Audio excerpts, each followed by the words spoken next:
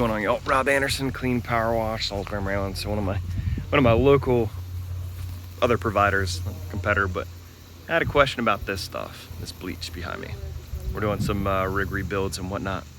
But how do you handle a client that is adamant about none of that bleach being used? I get a lot of people that'll say, oh, just call it sodium hypochlorite. We don't use bleach, man. It's the same thing. Like, let's not mess around with it. The first thing you have to do is figure out what's ma'am, I understand what's your particular what's your aversion? Why don't you want bleach being used? Oh, I've heard bad things. The last guy killed all my plants. We have really bad asthma.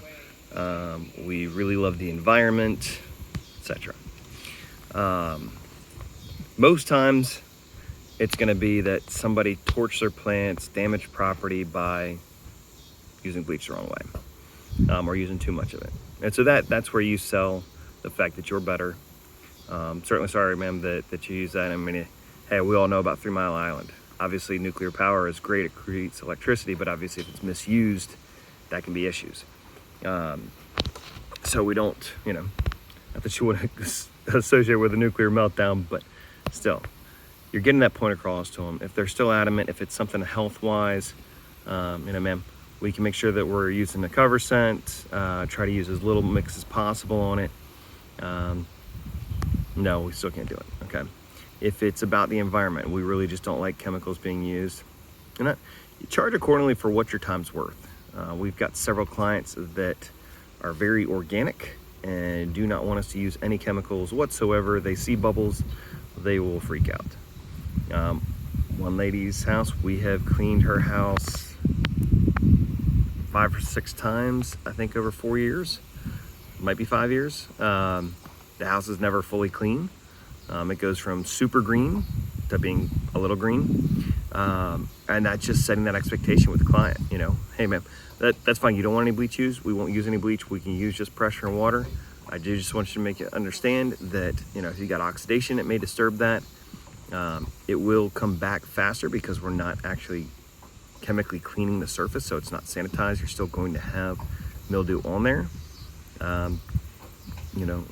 Just the finished product, and most times it's going to be people where they've had it where somebody just didn't do a good job of using it properly.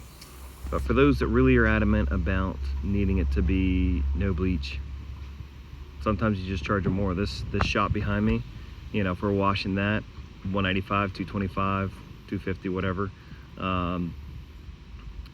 If we're doing it with just pressure, charge an extra 25%, charge an extra 50%. Show them, hey man, we can clean your house with no chemicals.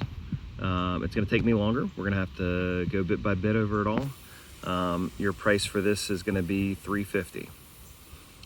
If we use chemical cleaners, it's gonna last longer, looking at $225. Let them make that decision to pay the premium for that. Charge accordingly. Obviously, if it's a big house, a big job that's going to be unsafe, like we're gonna have to be up on a ladder to clean part of the siding, try to tell the customer, hey, unfortunately, the only way we're doing this, ma'am, would be to use proper cleaners. We can take protective measures for your plants, etc. But so that's where you kind of make that call as a business owner. So hope that helps.